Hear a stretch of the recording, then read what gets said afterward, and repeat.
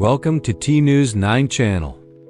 Chapter 36 of the 190 IQ Killer, titled The First Domino. Ethan and Ramos were in the precinct briefing room, their eyes fixed on a single paused frame from an old VHS tape. The image was projected onto the wall, grainy and filled with ghosts of the past. It showed a man, a dark silhouette standing in a doorway, watching a young boy. That boy was Kay, the killer, as a child. The man's face was completely obscured by shadows, but his form was clear. Tall, with a slight, almost predatory forward lean to his stance. Ramos squinted, breaking the silence. "Any chance that's your dad?" he asked, his voice low. Ethan's response was instant, a sharp shake of his head. "No, my father never stood like that. And besides, he was on the other side of the room in the previous frame." The certainty in his voice left no room for argument. "Then who?" Ramos pressed, the question hanging in the stale air of the room. Ethan crossed his arms, his gaze locked on the shadowy figure. "Someone the boy was afraid of," he said, his voice tight. "Someone he believed caused the first accident. Someone who shaped him long before he ever met my father. This wasn't just a random person. This was a formative figure, a ghost from Kay's past who held a key to his twisted present." Ramos leaned forward, elbows on the table, trying to piece it together. A guardian? A relative? But Ethan saw something else in the posture, in the way the figure held himself. He stared at the silhouette, his mind racing. "No, look at the posture. This is a supervisor. A staff member. Someone who watched from a distance." Ramos frowned, the possibilities narrowing. "A teacher?" Ethan's jaw clenched, a muscle twitching in his cheek. The pieces were falling into place, forming a horrifying picture. "A volunteer," he finally said. "The center had dozens of them over the years. It's possible one of them abused the kids. Or manipulated them. Kay might have grown up under someone who taught him the wrong lesson about accidents. Taught him how to make them happen." A heavy sigh escaped Ramos. He ran a hand over his face, the scale of the task ahead sinking in. "So, we look for every male volunteer from that center dating back 15 to 20 years ago?" Ethan nodded, his expression grim and resolute.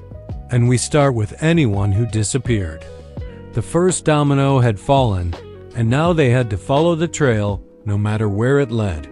Chapter 37, titled The Man Who Hid His Name. This chapter is a game changer, so let's get right into it. The chapter opens with Detective Ramos returning, a thick folder in hand. He's been digging into the community center's old records, and he's found a name that practically jumps off the page: Harold R. Lachlan. This Lachlan was a volunteer counselor, specifically working with troubled boys. He had a clean record, and then one day, poof, he vanished without a trace. No new job, no forwarding address, just gone. Ethan, our brilliant profiler, immediately latches onto the middle initial, R, he says, his voice low. He remembers the clue from Liana, the young witness who mentioned the initials GR. Ethan proposes a stunning theory. What if Liana misheard?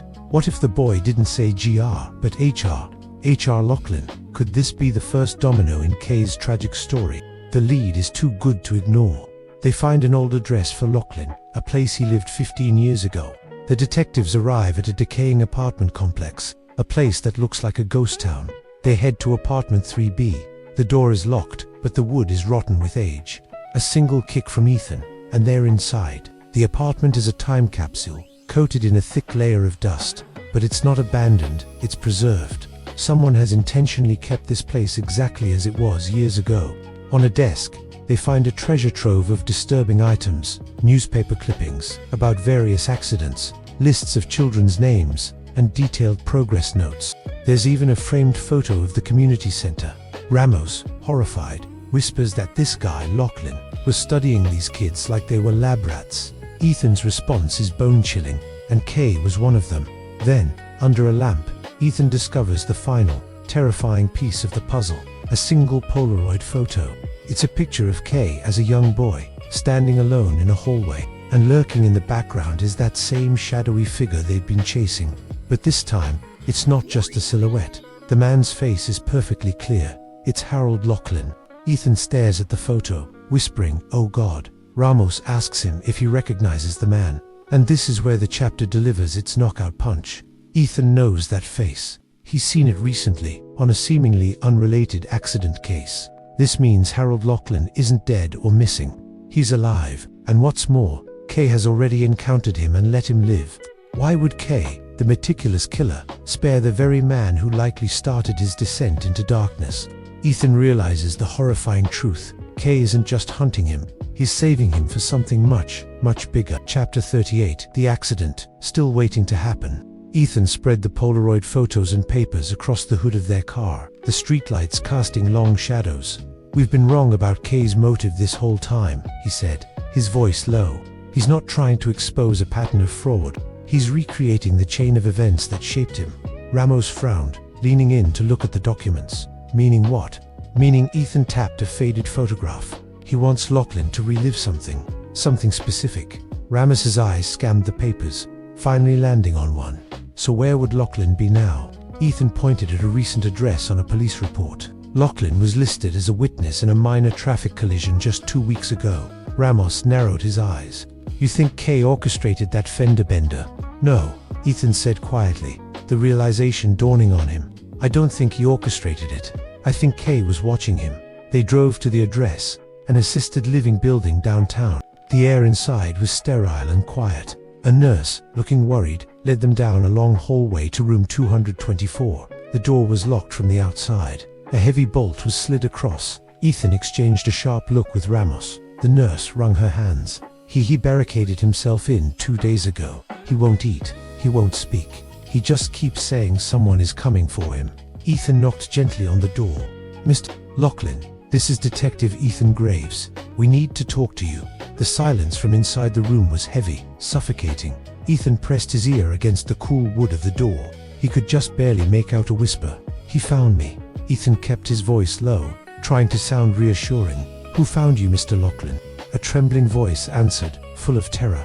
The boy from the dominoes." Ramos took a step back, his face grim. "He means Kay." Ethan pressed on. "Why is he after you? What happened?" Lachlan's voice cracked, breaking through the door in a choked sob. "I taught him the rules, but he twisted them. He made them real." Ethan stiffened, a cold dread creeping up his spine. "What rules?" Lachlan was openly sobbing now. Rules about controlling chaos, about accepting accidents as inevitable. It was supposed to calm him, but he became obsessed. He believed accidents weren't random, they were messages. Ethan stared at Ramos, his eyes wide. This is it. This is where it all began.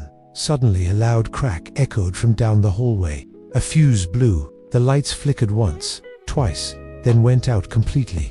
They were plunged into total, absolute darkness. Ramos's voice was a tense whisper right next to his ear. "Ethan, we're not alone." Chapter 39 of the 190 IQ Killer, The Painted Message. Emergency lights pulsed red, bathing the hallway in a crimson glow that screamed crime scene. Ethan drew his gun, his heart pounding in his chest.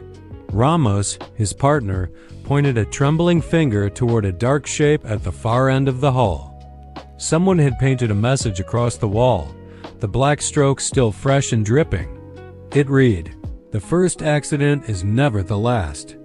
Ramos whispered, his voice laced with panic. Kay was here. "He's in the building." Ethan moved closer to the wall, his senses on high alert. He noticed the distinct, glossy sheen of the letters. This wasn't paint. It was printer, ink-thick, oily, unmistakable. Then, he spotted something else on the floor directly beneath the chilling message. A single, white domino, unbroken. He quickly pocketed it as a scream ripped through the air from behind them. Room 224. Lachlan's room. Without a second thought, Ethan kicked the door open. The scene inside was chaos. Lachlan was on the floor, rocking back and forth in terror, his finger pointing wildly at the window. "He was here! He was here!" he shrieked. Ramos rushed to the open window, the curtain flapping violently in the night wind. He scanned the area outside, but there was no sign of Kay. Just as he was about to turn away, He saw it. A small piece of paper, taped to the outer ledge. Ramos carefully peeled it off. The handwriting was neat, precise, and instantly recognizable. The note was short, but it sent a shiver down their spines. "I don't want him dead yet. He still has something to tell you." Ethan froze, the words hanging in the air. Ramos turned to him, whispering, "Tell us what?" Just then, Lachlan crawled across the floor, his hands gripping Ethan's leg in a desperate plea. "He'll kill me. Please, please. I never meant for him to become this." Ethan knelt down, his eyes locked on Lachlan's. "Then tell me how it started." Lachlan looked up, his eyes hollow and filled with a deep, haunting fear. "It started? With the child I couldn't save." Ethan's breath caught in his throat. "What child?" Lachlan's voice was barely a whisper, a ghost of a sound. Kay wasn't the only one who fell. Chapter 40, titled The Other Child. Lachlan, trembling with fear, reveals a secret that changes everything. Ethan helps him into a chair as Lachlan's shaky voice fills the room. He speaks of another boy, a younger, fragile, and silent child who shadowed Kay everywhere. Ramos, puzzled, asks if Kay had a friend. Lachlan confirms they were inseparable. This quiet boy admired Kay, copied him, but was terrified of everything, especially accidents and getting hurt. Ethan leans in, asking what happened to this mysterious boy. Tears stream down Lachlan's face as he recounts a fall, a tragic accident on the staircase at the center. Ramos whispers, questioning if it was another one of Kay's accidents. But Lachlan clarifies, no, a real accident. A true one. The weight of this confession hangs in the air. Ethan realizes the implication. Kay doesn't blame Lachlan for his own past suffering. He blames himself. The room falls silent. Ethan pieces it together. Kay is obsessed with explaining every accident because one crucial accident from his childhood remained unexplained. Lachlan agrees, his misery palpable. That accident created the killer they know today. The boy who fell was the first domino. Ramos is stunned. Kay isn't hunting Lachlan for revenge. He's hunting him for failing to protect someone else. Kay isn't just killing. He's trying to correct a world that let an innocent boy die. But what about Liana? Why did Kay take her? Lachlan's answer is terrifying. Because she reminds him of the one person he couldn't save. Ethan thinks she's leverage, but Lachlan shakes his head. Liana isn't just a pawn. She's the ending Kay wants, the final, perfect accident. Panic grips Ramos as he realizes Kay plans to kill her. But Ethan, holding the domino, sees a different, more twisted picture. Kay isn't trying to kill Liana. He's forcing Ethan to relive the accident Kay could never fix. Staring at the message on the wall, the first accident is never the last, Ethan understands. Kay is rebuilding his childhood, one victim at a time. And with a chilling certainty, Ethan knows exactly what comes next.